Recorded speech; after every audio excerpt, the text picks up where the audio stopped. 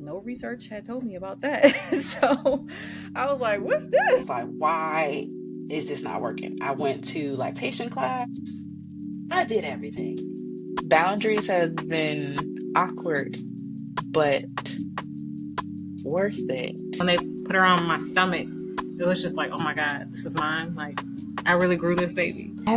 Every aspect of it, it's like I'm becoming a different version of myself along this journey too.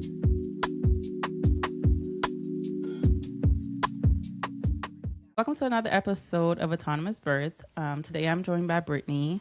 Brittney is a mother, but also she is a licensed professional counselor, and she specializes, that word just beat me up, specializes in mother-daughter relationships. I came across Brittney on Threads, sharing information and just, being a person, writing threads. But if you could introduce yourself and fun fact about yourself outside of motherhood.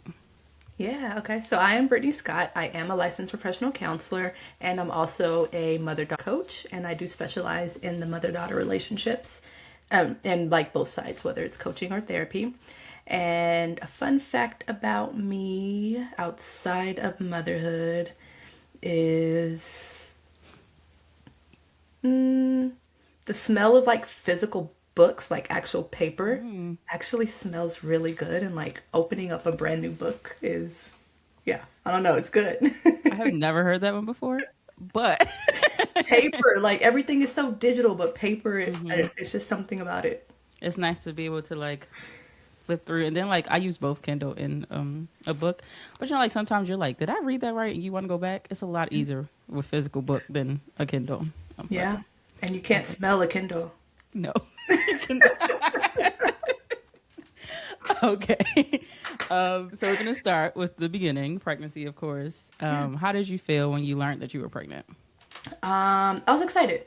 I was a bit shocked that it like happened the first time when we, decided that we wanted to be parents, but yeah, I was excited. Okay. Yeah. And did your pregnancy go how you envisioned it to go? Not at all. Okay. Not even Tell a little me about bit. that. Yes. So I had always heard like pregnancy is joyful and you get the pregnancy glow and women are just so happy and their bumps are it's just beautiful and they look amazing. So I expected this great time where I was just gonna like shine and just feel like so feminine, and none of that happened for me. I started getting sick around maybe 8 or 9 weeks pregnant, and it never went away. Literally up until the day I gave birth, I was still throwing up. So it wasn't just that I was nauseous, it was actually physical. And it took a while to find medication that would work and just help me to be able to get through the day and like eat. But yeah, it was the entire pregnancy. It never went away fully. That's a lot. And I guess like how did that affect your everyday life? Because that's a big thing. Yeah, it was really hard to eat. And so I remember I got pregnant in 2020. So the world went to crap and everybody got sent home. And so I was working from home virtually, still seeing clients. And I remember once I started getting sick and like how strong it was for me, I started scheduling my sessions like an hour apart. So I was seeing less people. And so I would have a session and do my best to hold it together. And then I'd literally go get in bed. Or I'd go throw up and then go get in bed, and then I'd have an hour to rest, and then I'd have to get up and do another session. So my quality of life just went down. I really couldn't eat. I was miserable. And then I just got really sad. I went through a point of time where I thought about terminating, even though she was 100% planned. And even talked to my husband about it, and he's like, well, if that's what you need to do, then like I fully support you. But it wasn't what I wanted. It was like just thoughts that I really couldn't control. Yeah. And so it was really sad. And those thoughts and those emotions, like how did you handle those, and at what point did you think, because I feel like you're being your background, like this is different. So can you tell me a little bit about that? Yeah, so to be honest, I completely missed that I had perinatal depression, that I was experiencing depression while pregnant. Even though I'm a therapist, I can't really internalize what I know for other people or what I can spot in myself. So I really did not recognize that I was experiencing that until it was over. Because then I could feel the difference, and I was like, oh, I probably should have gotten some help for that. But yeah, I don't know. That sounds rough. Yeah. Yeah. So with that, what did your pregnancy teach you about yourself? And like, well, okay, hold on, rewind, because I want to rewind already. Okay. How did your family support you through that, the sadness as well as the sickness? Yeah. Complete support. So I didn't live near my family. My husband is in the military. So it was just me and him, and my family would like visit, but also it was COVID. So there was a lot of isolation. But my husband supported me 100%, did what he could. And yeah, he was amazing through all of that. And then my mom was talking to her friends, and she has a friend who's a doctor. Like, they were all talking, and I would just get packages in the mail of try this and try that. So everybody was trying to help. But it wasn't until my second doctor, because I fired my first one, it wasn't until the second doctor helped me find a medication that worked that I actually got some relief. Okay, you just said something that makes me want to take a complete detour. But I'm going to stay on track. You can, whatever you want. So what did your pregnancy teach you about yourself and others? Yeah. So it taught me resilience. It also taught me to really stop like toxic positivity, because I got sick of hearing, well, isn't the baby just going to be worth all of this? And I remember someone asked me, it's like, well, once the baby comes, like, it's going to be all worth it, right? I was like, no. They're like, wait, what? You're not looking forward to her? I was like, no. And like, they didn't know what to say after that. Because everybody usually would say, yes, of course. Like, I can't wait for the baby. And like, I did feel that way, but I didn't want to give her that satisfaction, because it was just completely dismissing how I was feeling in that moment. Like, of course I want this baby. I can't wait for her to come. But you are just diminishing how I'm feeling in this moment. And it really helped me to like approach other pregnant people, in a different light. It's like, how are you? How are you feeling? Yeah. And never talk about the baby coming, because we know that we're excited for that, but not dismiss the real person that's right here. And like, outside of, I guess, your husband, like, did you feel that you could talk openly about how your pregnancy was going, due to like people saying, well, you're going to have a nice baby? Like, yes, duh, but that doesn't mean this is great. Did you feel like you could open up to people about that? There were some, yeah. So I had some really good friends that would listen, and, you know, they did what they could, and tried to cheer me up and just help in, you know, the ways that they can. But when you're just sick every day, like, that's hard. It also gave me a new insight to just chronic pain. I wasn't in physical pain, but people with chronic health issues that you really can't do anything about. Like, it's hard. Yeah. And, okay, so the doctor thing. You gotta get right back to that. Let's do it. Tell me about the first doctor and why you had to cut him off. Yeah, so like I said, I got sick around 8, maybe 9 weeks. I started getting the morning sickness. And of course, he's like, this is normal. Like, for some people, this comes. It's stronger than others, but you're just going to get through it. I'm like, okay. Told me all the remedies and things to try to help just get through it. So, okay. Toughed it out. I got to like 12 weeks. He said, give it 2 more. Because, like, let's get you to 14 or 15 weeks and see how you're feeling. I get to 14 weeks and I'm like, nothing has subsided. It's literally the exact same. What do we do now? And I had a medication, but he only gave me like maybe a week or 2 of the medication, and it did help. I wasn't as sick. It didn't fully take it away. Nothing actually fully took it away, but I wasn't as sick. I could like get through the day a little bit easier. And I ran out and I told him that, you know, I don't have any more and I need more.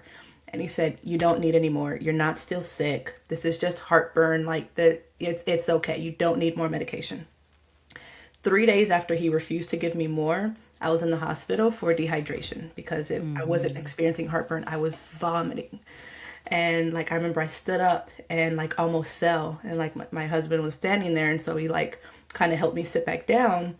And I was like, yeah, I can't stand up. I'm dizzy. And so we went to the hospital and they gave me fluids and said I was dehydrated. But so after that, when he refused to give me more and just said it was heartburn, I fired him. And he deserved. Yeah. Like, I can't birth with you if you don't believe that I'm still throwing up. You're not going to believe if I'm hemorrhaging or if I'm in pain after birth, or like, I don't want to experience that. Yeah. Well, good on you. So how did you go about finding the next person, and like what steps did you make sure that they would hear you? Yeah. So first I wanted to make sure that they would birth at the hospital I wanted to birth at. That was important to me because they actually had a true birthing center at this hospital. Okay. And from there, once I found the list of who had access to that birthing center, I went through just the list of doctors, and a few of them said, no, you're too far in. No, I'm not taking this insurance. Or no, I'd really rather start with a client who is not high risk and who started with me in the very beginning, where you're high risk and you're halfway through. They basically didn't want to see me. And then I found one who said, oh, I've seen this before. Even though you're high risk, I've had this. You can come. And he said yes. And why were you considered high risk? Because I had vanishing twin syndrome. So I was pregnant with twins and lost one early on. Given that and how you were already feeling emotionally, how did that exacerbate? Is that the word I'm looking for? The emotions that you were already feeling, and like, how did you walk through that, I guess, or move through that? Yeah, so the vanishing twin thing happened really early on. So I never had a chance to actually take in that it was twins. So I take a home test, find out I'm pregnant, and then call the doctor. I get an appointment scheduled, but they schedule it for a few weeks out. They don't schedule it immediately. And between then and the appointment, I actually start bleeding. So I call them and let them know.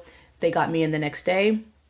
And that was when they found that there was a baby A and a baby B, but that baby B did not look good. And so you know how like on an ultrasound, how it's really clear, like you can see like the sac that the baby's in, and it's like clear where everything else is static. Yeah. So for me, you could see two sacs, and one was clear and one was almost like static, like the other side, but you could see it. And they're like, that tells us something's not right. So they scheduled me again the following week to see if baby A was going to grow and what was going to happen with baby B. So I went back a week later.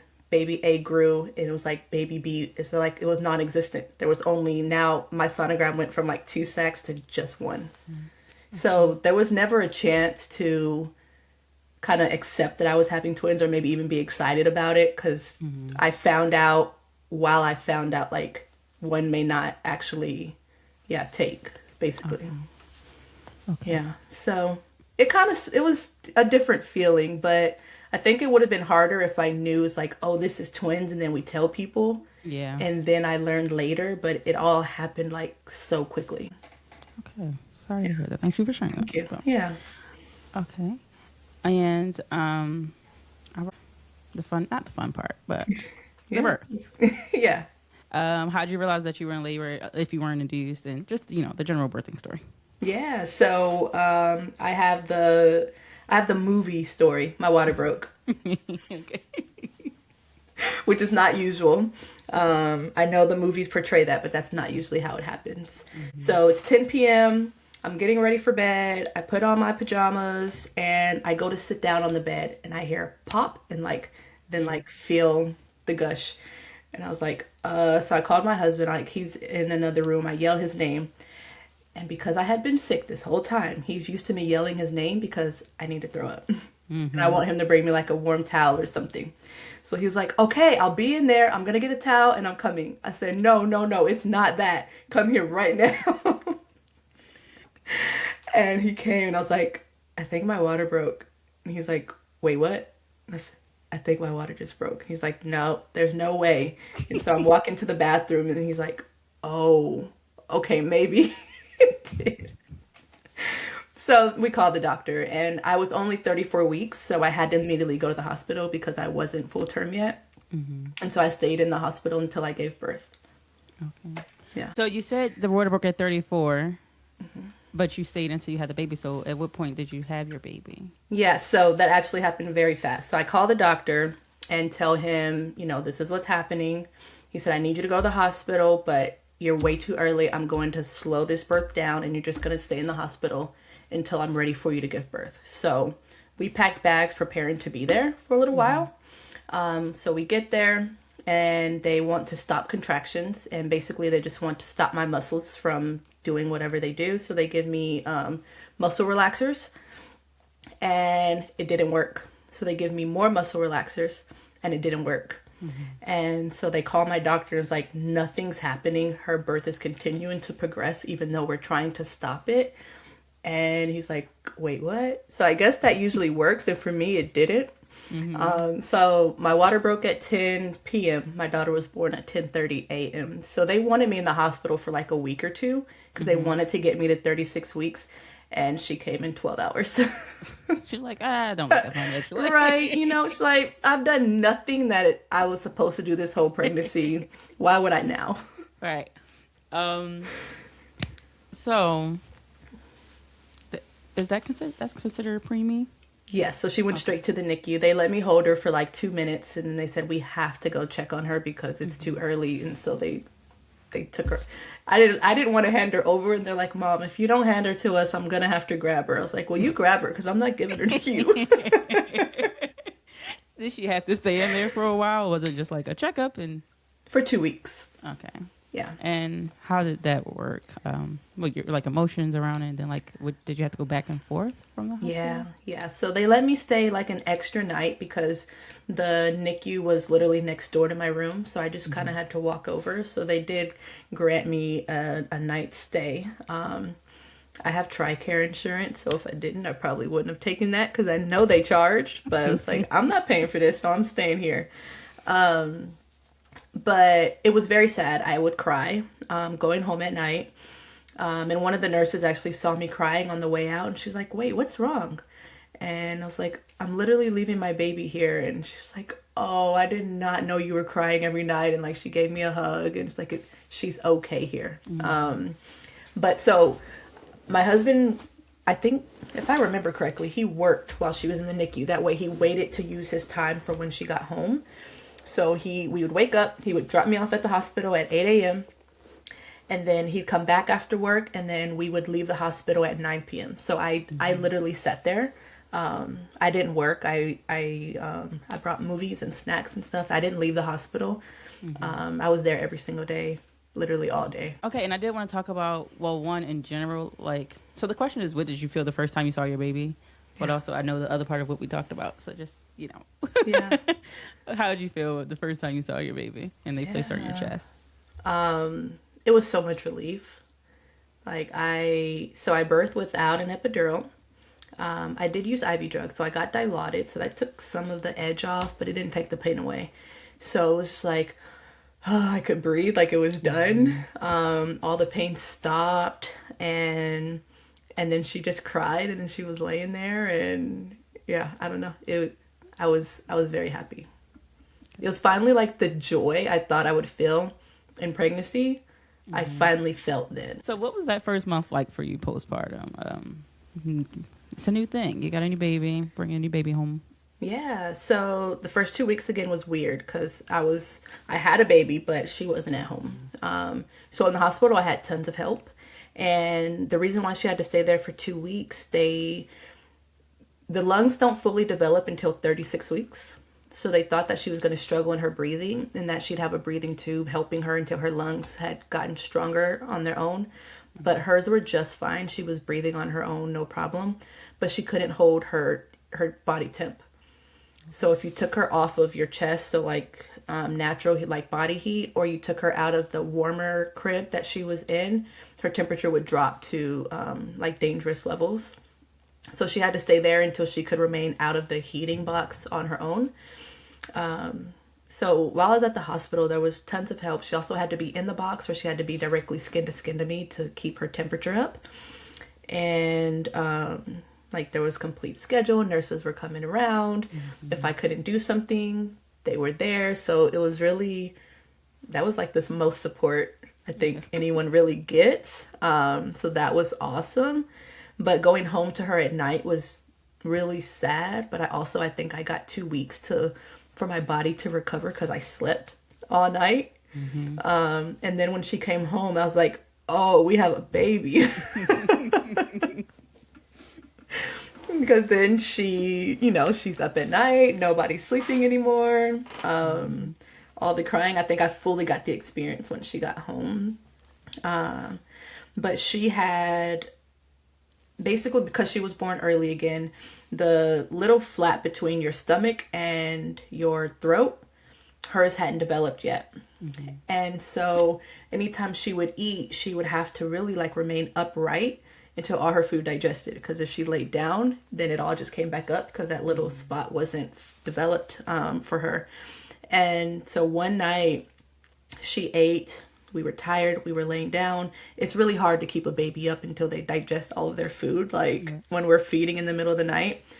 But I remember we were still awake and she was asleep, and we look over because she wasn't really making any sound. It was almost she stopped breathing, but we look over and she actually did stop breathing. And it was like she was like choking.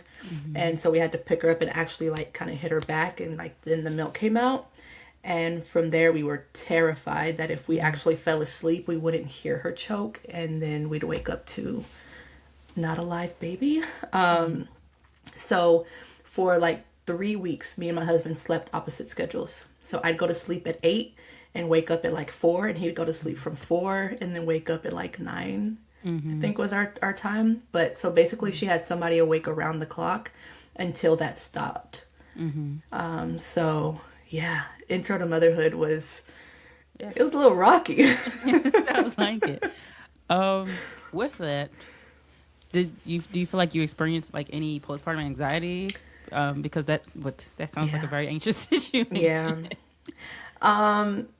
I don't think it was anything that would be clinically diagnosed, but I wouldn't say that I didn't have any anxiety. I think if I didn't have a partner and I was dealing with that alone and also needed to sleep, I could see anxiety being clinical and just being so high.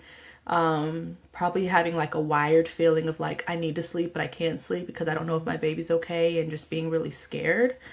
But because I had a good partner who was very active, I think that probably decreased it from being clinical. But yeah, I had all of the like, oh my God, what if this happens or what if that happens, and the scary thoughts that we seem to not be able to control. But yeah.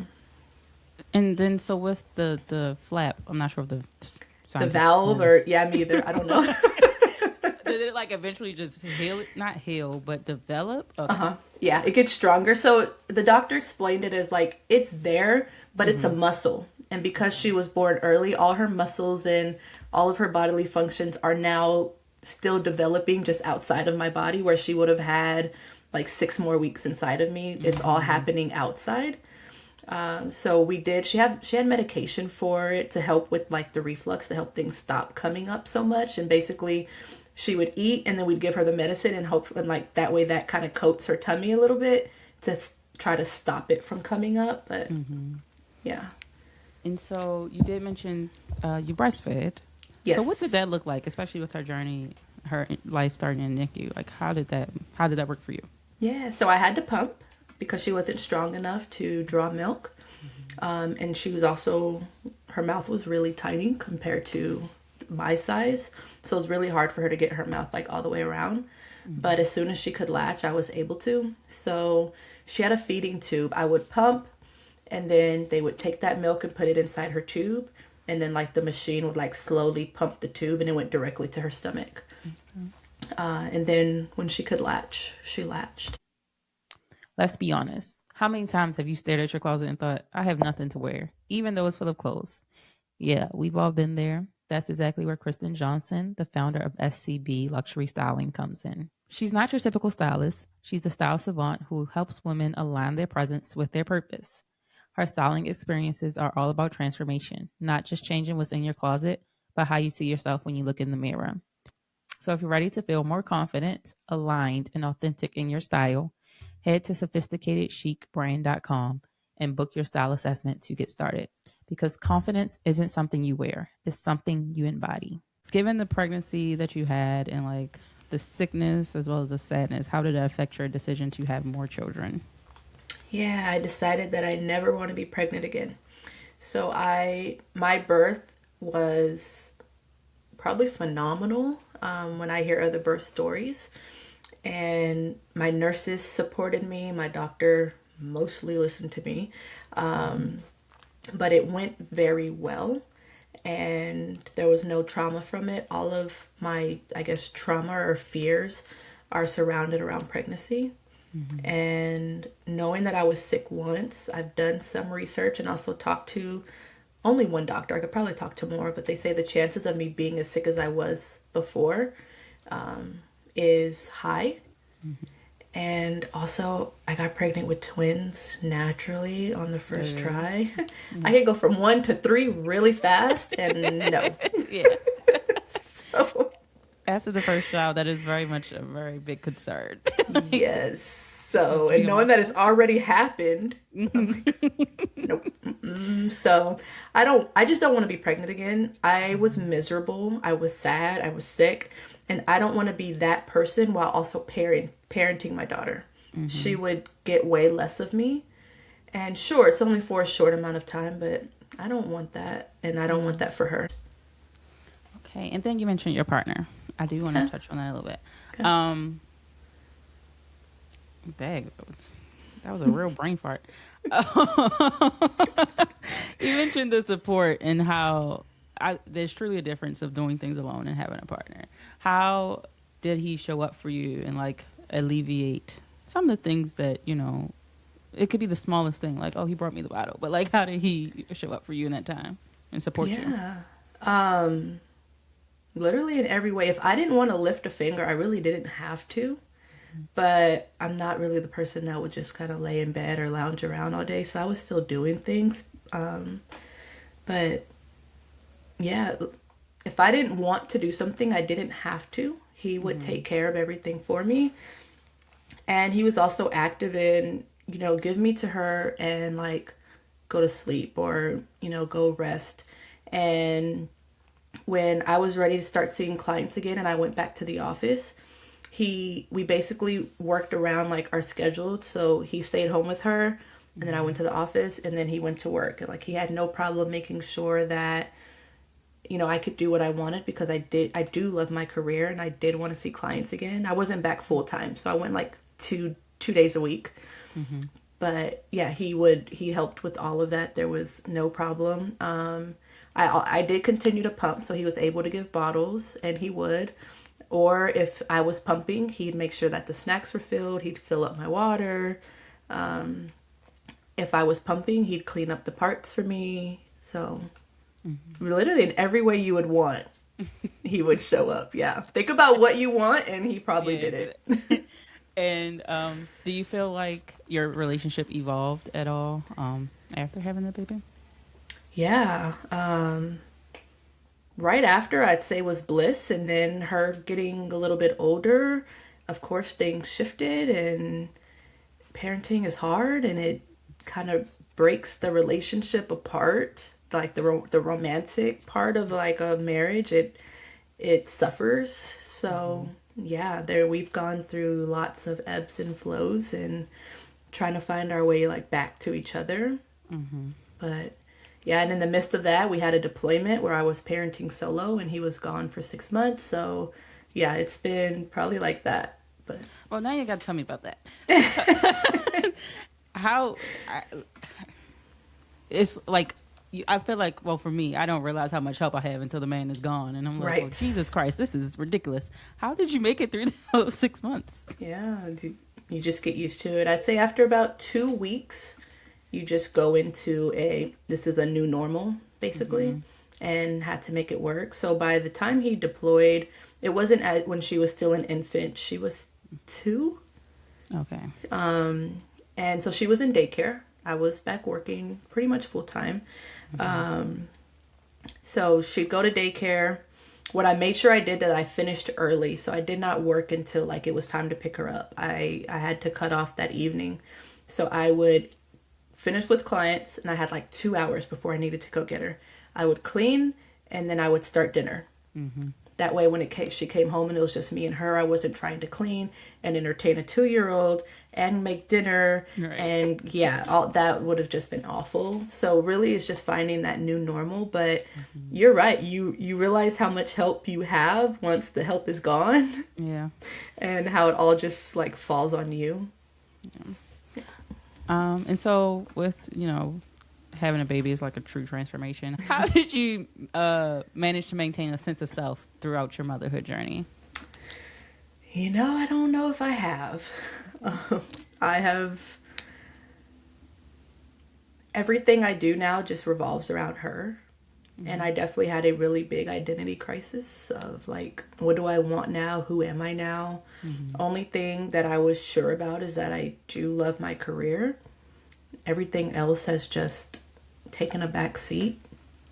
So yeah, it took about 2.5 years to feel like myself physically, and she's 5 now, and still I think I'm still coming into who I am now, or who I want to be. I know who I want to be as a mom, but who I am as just Brittney is still up in the air. Okay. Yeah, that is 2026 homework. Yep, we'll figure it out. That part is hard. Identity crisis is so real. And then it's like,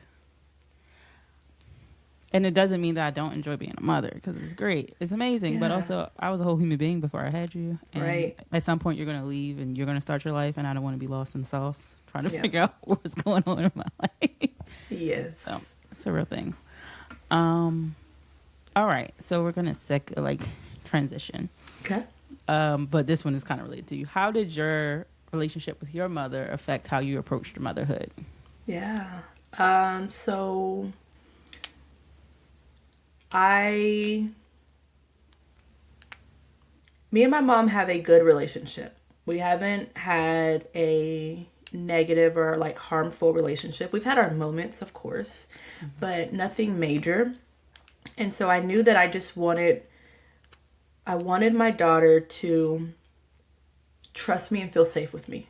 I would say those are the words that kind of drive my parenting, is that she always knows she can trust me, and she always knows that she's safe with me. I don't care how big the thing is that she needs to bring me, it's safe. So I want her to always feel that way. And with my mom, I'd say early on in the beginning, it was a little rough because she wanted me to do things in the ways that she would. And I'm not that person. I am going to kind of research and go learn and decide what I want to do based off of the information that I found. And so for my mom, that was a little bit hard. She's like, well, why are you doing it like that? Well, why are you doing this? Well, what does this mean? And I remember one day, I don't remember what the topic was, but I told her about something. And she was like, well, I don't know if that's true. I was like, okay. So I remember I sent her an article about it. And then my mom has her friends. She has friends everywhere. So she asked her nurse friend. And so I remember I got a text message and she said, okay, Britt, I read the article and I talked to my nurse friend and you were right. I was like, okay, now can we stop questioning all of my decisions now, please? And that really helped. So it was helping her to understand that I'm not doing anything harmful, but you haven't parented in 30 years. I was 28. You haven't parented in 28 years. And I mean parented a little baby. You haven't done it in years. And so things don't look the same anymore. Just because you did it doesn't mean that's what they recommend. So let me learn what's recommended now. And you just be a grandma, please. And she's the best grandma. You brought up something that I do like to touch on, boundaries and enforcing them. And not what that looks like, but you kind of touched on it with your mother. But like, was it hard for you to approach that? Like, this is what it is, ma'am. Like, No, I would say no, because we have that relationship. I can say what I need to say. And I know that the way I say things to my mom for other moms can sound very, very disrespectful. I know that. But me and my mom have a relationship where if I get to that point, she knows that I need her to hear me. And so it's not that I just talk to my mom in a disrespectful way, but I can set a boundary when I need to, and she can know by my tone that I need you to stop. Yeah. And so it works. So like with, let's just say my mother-in-law, I couldn't do that. That never worked. She'd see it as completely disrespectful. So talking to both of them would be very different. But with my mom, it's not so hard because she'll recognize it and she'll respect it. Yeah. Yeah. So That sounds like me and my mother, and then my mother-in-law. But it took me a long time to realize with my mother-in-law, like, magic. Tone it down. You know what I mean? yeah. But learning curves. Right. Parenting is different, and yeah. So, could you tell us a little bit, just history, background, whatever. That's the word I'm looking for. Did your career start as mother and daughter, like focusing on mother and daughter? And if so, like, what led you to that? Yeah, so it did not. I did not decide to be a therapist and think that this is what I was going to go into. I knew that I loved working with teenage girls, and so that was the biggest part of my career early on. I did a lot of families and teenage girl families, basically. And I learned over time that at the center of a lot of struggles for teen girls, if they're struggling mentally, is something to do with their mom. And so, of course, not always. I don't want to paint a blanket statement that if a teen girl is struggling, look at her mom. But it was a lot of it. And I was not equipped to handle it. So I knew this relationship is struggling, this relationship is broken, or whatever is happening, something's going on here, but I didn't know what to do with it. And so I went on and really learned about how moms and daughters attach to each other, how that relationship breaks, and then what happens to a daughter when that relationship is broken. And that just opened up the door, and I was like, oh, this is the work. This is what women need, and it needs to be a part of therapy for every woman. If we're not going to bring your mom into the room, then we're missing something. Okay. And of course, I did a little perusing on your website, of course. Can you tell us about, like, more about a mother wound? Rewind. Okay. Can you tell us more about a mother wound and, like, what that looks like or presents as, and how it can affect us throughout life? Yeah, so to me, a mother wound, to just break it down simply, is the absence of emotional support. If you had a mom that did not see you emotionally, did not provide emotional support to you, and you just kind of had to, like, figure it out or support her emotionally instead, then a mother wound is formed. Sometimes the not supporting emotionally is just that mom is focused only on herself. She's worried about her life. She cares more, and her focus is more just personally, and maybe she's selfish a bit. Or it can be actual abuse. So she's emotionally or physically or verbally abusive. We can go to a mom that's just, she's here, but she's not really here for me. Sure, she shows up, but I can't go to her with issues. To I have a mom that is, she abused me. So it could really, there's a spectrum. And it can show up through a lot of ways. Of course, people pleasing can come because we learn to, people pleasing is really born out of love being conditional. We want to make sure that we keep the people around us happy. And that usually starts with our parents. So we learn what we have to do to make sure our parents keep loving us. And that's how we learn to people please. It can show up in just feeling like you're not good enough for other people. If your mom didn't love you, why would other people love you? If your mom couldn't show up the right way, other people wouldn't. It really shows up in relationships. So if somebody's trying to wonder, is this a mother wound? Is there I think it's, maybe it is, or I'm not sure. Look at your relationships. If you struggle inside of other ones, we can probably look to the relationship with your mom. And like I said, all mother wounds aren't about you being abused. Sometimes it's about your mom just not being emotionally safe. And yeah, let me know if you want something deeper. I like, this is going to sound crazy, maybe possibly. I don't like to ask too deep of a question because then I feel like you need to be paid for your time at that point, in my opinion. That's okay. So, in general, I guess to say, how does a mother-daughter relationship shape how we parent our own children? And, like, does that also apply to, like, obviously, I don't have boys. I mean, I don't have daughters. I have boys. So, has my mother and daughter relationship affected how I'm raising these two young men? You know? Yes. Yep. Absolutely, it does. So, I focus on mother-daughter relationships because I just enjoy working with girls and women. But a lot of what I do and what I talk about can just be parent wounds. So it doesn't have to just be moms and daughters, but I really focus on attachment between moms and daughters. So yes, our mother wounds and our relationships with our mom, whether good or bad, will shape how we parent.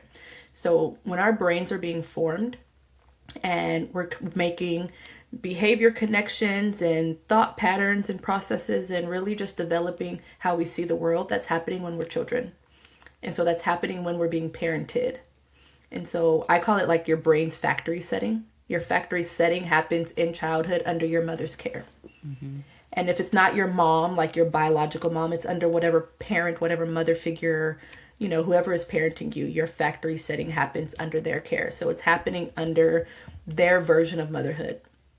Okay, so when you enter into motherhood, your brain is going to draw from what it knows. Your brain always wants to solve a problem with the information that it has.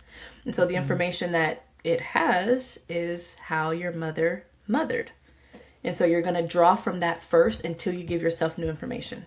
So if your brain doesn't know what to do, you haven't read a book, you haven't seen an article, you haven't learned something new that you're going to try out. If you don't know what to do, your brain's going to go back to factory setting. So everything your mother did is in your head. And so it's easy to fall into the trap of, oh, I became my mom and I didn't want to.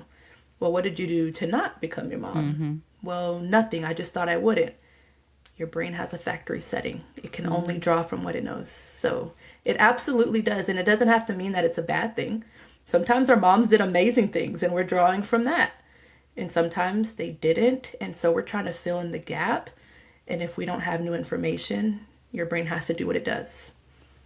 And that kind of reminds me of, I shouldn't say that. I'm sorry. I'm trying to be politically correct. But you know how people say, like, it's a cycle of how you may treat your child. If I didn't try to learn better, I'm just going to repeat what my mother did well. But you know what I'm saying? If she was terrible, if I didn't try to learn better, it's just going to be what she got. And, you know, it's all, you don't know better until, you don't do better until you know better. Exactly. And then I did see a thing on your page a little bit about, like, black women and daughters. Black women in general and young girls experience life differently than others. Can you speak to that a little bit and how that affects how we move through life in general? Yeah, so if we go back as far as slavery and black people being enslaved, we are looking at how mothers protected their children. And so one of the ways that that came about is through physical punishment. They got their children in line because they did not want them taken from them. They wanted their children to be on their best behavior so that they didn't lose them or the family didn't get broken up. And so we have enter in physical and corporal punishment. So now we've learned that in order to keep our children safe, we have to keep them in line. Okay, and that's not good. We basically just created another abusive place that our children have to experience. And so that now looks like take that and come into present day. Now we have black families who are teaching their children, especially you with black boys. For girls, the story's a little different, but it's still along the same lines. We're teaching them what to do to come home. The police stops you. This is what I need you to do. If, you're in these situations, this is how I know you make it home. I don't want to be scared of my son being the story on the news of, killed by the police. So what do you do to come home? So we're basically still in the same route of teaching our children and getting them in line because we don't want to lose them. So we create our homes to be this place of learning how to deal with the real world. But now our home isn't safe either. So we have black children that have no safety or soft net of I get to just be a child because the real world is tough. And now my parents are preparing me for the real world. So home is tough. Where do black children just get to be children when everybody is scared of what can happen to them in the real world? And then the same with our girls, in that we want to prepare them to be able to survive on their own, be able to pay the bills and have a home and take care of themselves, and maybe also be good partners. There are some parents teaching, young Black girls about being wives. Some aren't, but we are basically stopping our girls from being children because we're preparing them to be adults. Mm-hmm. So girls get parentified and boys get taught how to come home, how to not get stopped by the police, how to stay out of situations. And our girls are taught to hurry up and grow up because I need you to be an adult and I need you to be prepared for this. So we have Black children who can't be children. Mm-hmm. And then we have Black children who can't talk to their parents because their parents are preparing them to be adults. And so where's the emotional safety? And yeah, now we have mother wounds that are born and how Black children experience life differently. Yes. And then, to your point, I have not touched it. I have not, because you're 5. But at what point you do have to get them ready, but also when and how. And I still want you to be able to come talk to me in any situation. Yeah. So thanks for putting that in my brain. You're welcome. And that's the conundrum, because I'm not saying these parents are wrong. They're not wrong. I get why we're doing it. What I want parents to keep in the back of their mind is, yes, we can teach our children this, but make sure our home is their safety. Okay. Make sure your home is a soft place for them to just be, that they're not always on to be perfect and to be learning in your presence. Let them fall apart in your presence without you needing to be tough for you. They got to be tough out there. Of course, you're teaching them that, and they need to do the right thing and say the right things and act the right way. Let your house not also be that. Because when we're also doing that to them, they have no place. Okay. I'm sorry. I'm shaking my computer up. So, I'm going to wrap it up for you. Look at me on time. Okay. So I know you've learned many lessons throughout this journey. What has been the biggest lesson you learned thus far? Throughout my own parenting journey? Yes, your motherhood journey. I'm so sorry. Yeah. Your motherhood journey. I think the biggest thing that I have learned or just fully developed just for myself and my motherhood for my daughter would be patience. I know I had some before, but man, do children test that. Mm-hmm.